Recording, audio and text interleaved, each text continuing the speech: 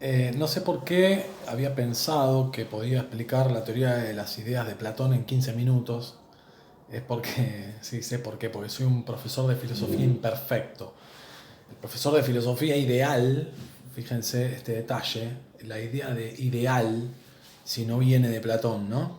El mundo de las ideas. El profesor de filosofía ideal, perfecto, eh, no cometería esos errores. Además explicaría mucho mejor, los videos estarían más buenos. Bueno, eh, teníamos dos mundos.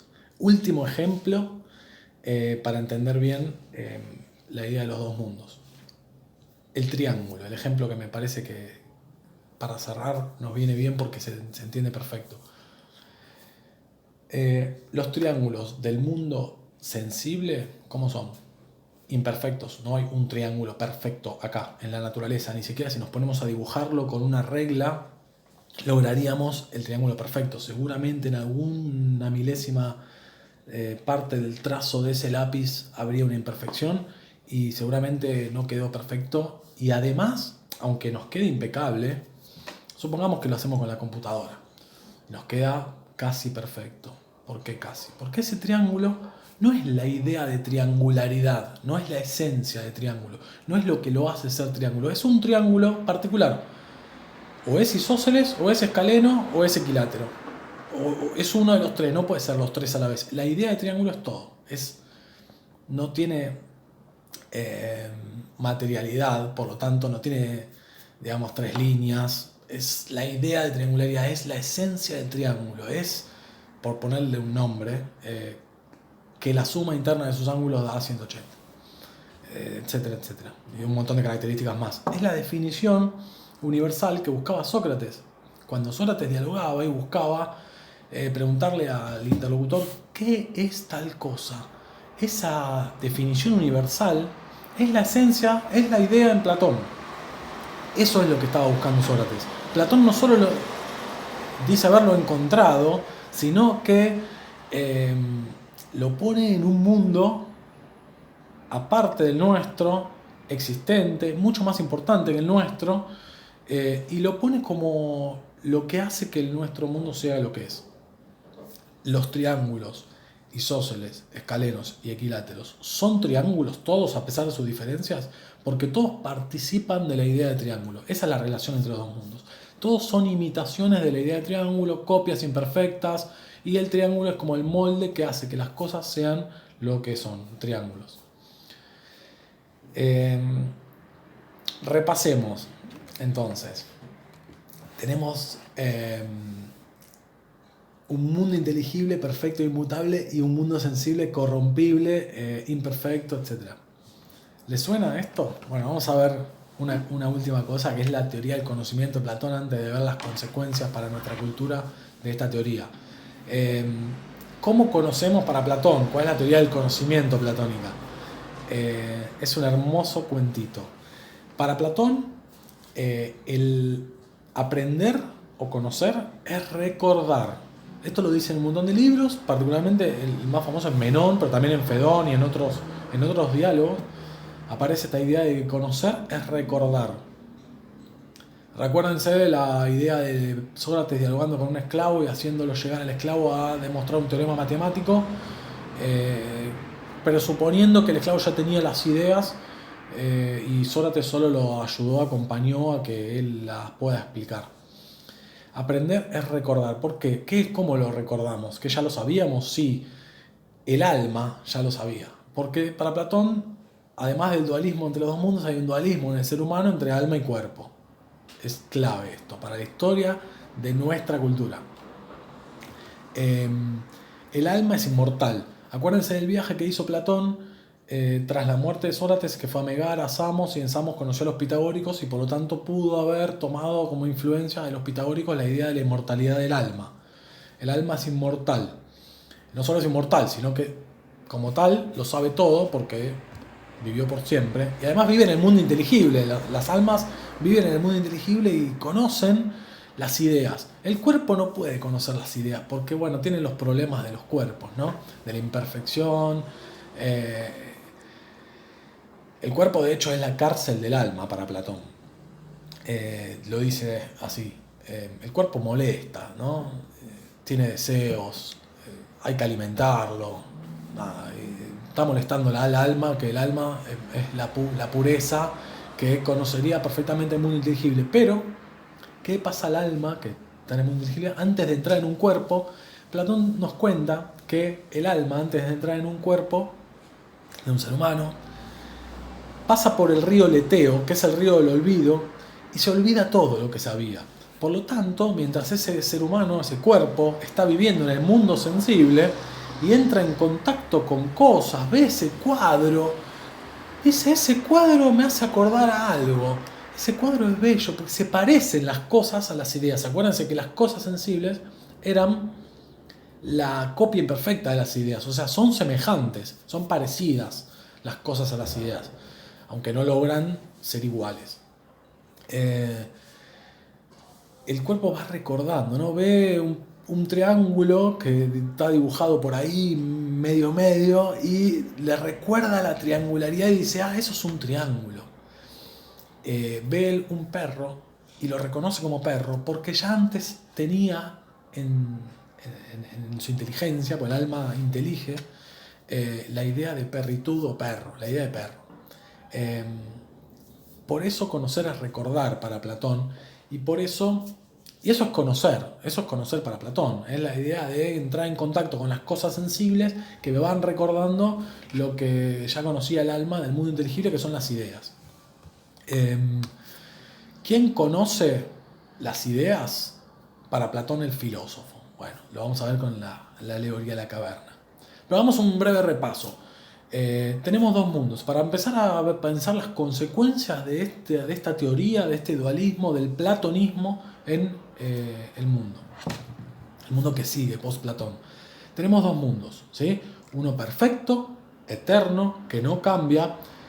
Y tenemos otro mundo terrenal, donde las cosas cambian, son contradictorias, se deterioran, se corrompen y perecen o mueren. ¿Les suena? Hay una relación clarísima con el cristianismo, particularmente porque la Edad Media, los teólogos medievales han retomado muchísimas cosas de Platón y de Aristóteles, y hay una idea del cristianismo muy similar acá en juego, que es la idea del paraíso cristiano como eterno, perfecto, que se parece un poco al mundo de las ideas, y un mundo terrenal imperfecto, ¿no? Donde están los cuerpos que se corrompen y tienen los problemas que tienen los cuerpos con los deseos, y etc. Pensemos también la importancia suprema que le da Platón al mundo de las ideas por sobre el mundo sensible o terrenal. El verdadero conocimiento es el del mundo de las ideas. Conocer las cosas que hay acá es un conocimiento menor, que nos lo dan los sentidos, y es opinión, ¿sí? Acá se da, el mundo sensible se da lo que Platón llamaba en griego doxa, que es la opinión. La episteme o el verdadero conocimiento es el del mundo sensible. A la vez, como hay otro dualismo, así como está el dualismo de los dos mundos, también hay otro dualismo, dijimos, en el ser humano, que está compuesto de cuerpo y de alma. Por ende se empieza a dar una supremacía del alma por sobre el cuerpo, o sea, una preeminencia del alma frente al cuerpo. Recuerden la frase, el cuerpo es la cárcel del alma, ¿no? El cuerpo molesta. Por ende hay como una supremacía ya en Platón, pero más aún lo retoma el cristianismo, sobre todo lo intelectual, sobre todo lo espiritual, por sobre lo corporal, los placeres corporales, mundanos de este mundo terrenal, que serán denostados por el cristianismo y prohibidos. Esta es una de las tantas influencias de Platón, pero también para el tiempo que vivimos hoy, donde hay tal vez una crítica a esta idea del cristianismo muy corriente, y por ende, por decirlo de alguna manera, pareciera que hay una preeminencia del cuerpo como para oponernos a lo anterior por sobre lo espiritual, y tal vez ya en los griegos estaba todo contenido, ¿no? También estaba contenido una idea que nosotros en nuestro tiempo olvidamos, en la época de la preeminencia del cuerpo y de darle muchísima más importancia al cuerpo que a todo lo demás, a lo espiritual, olvidamos tal vez que hay que tratar de mantener una armonía entre el cuerpo y el espíritu, o la mente, o el alma, como lo quieran llamar. Recordemos también, por último, lo que veíamos en la primera unidad de la materia, que es la filosofía. Había una definición platónica de filosofía, que es la idea de la filosofía como ejercicio para la muerte o como preparación para la muerte. Esto ahora lo vamos a poder entender mejor. ¿Por qué la filosofía nos prepara para la muerte? Porque el alma, la filosofía es el ejercicio del alma que cuando se libere de ese cuerpo que es la cárcel, va a poder estar mejor preparada para acceder al mundo inteligible. La filosofía es el camino para Platón del filósofo que va a tratar de acceder al mundo inteligible, o sea, al verdadero conocimiento, al episteme.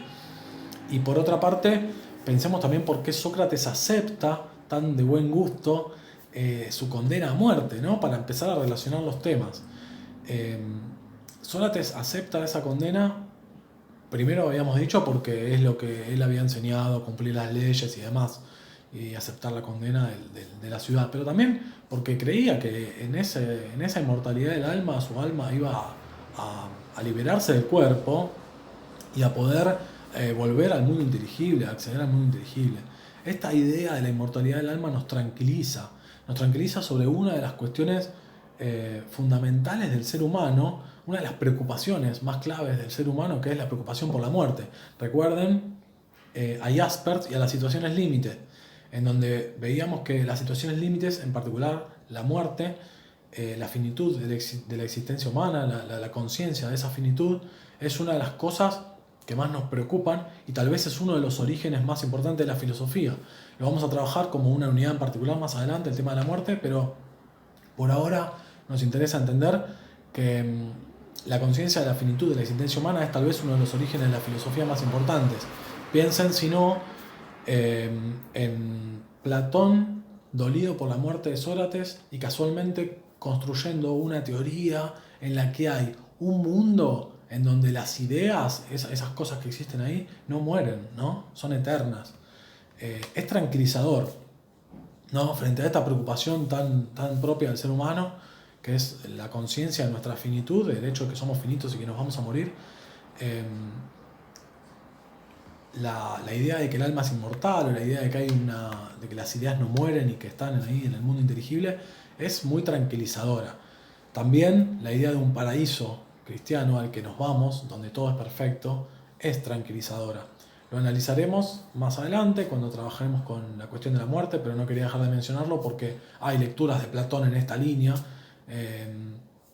Y por último, lo que vamos a trabajar en el próximo video es la alegoría de la caverna en profundidad, porque ahora que conocemos la teoría de las ideas, vamos a poder entender que esa alegoría no es más que para Platón una metáfora de los dos mundos, pero a la vez podemos entenderla hoy como una forma de camino hacia el conocimiento verdadero. Y también nos podemos preguntar si hay conocimiento verdadero.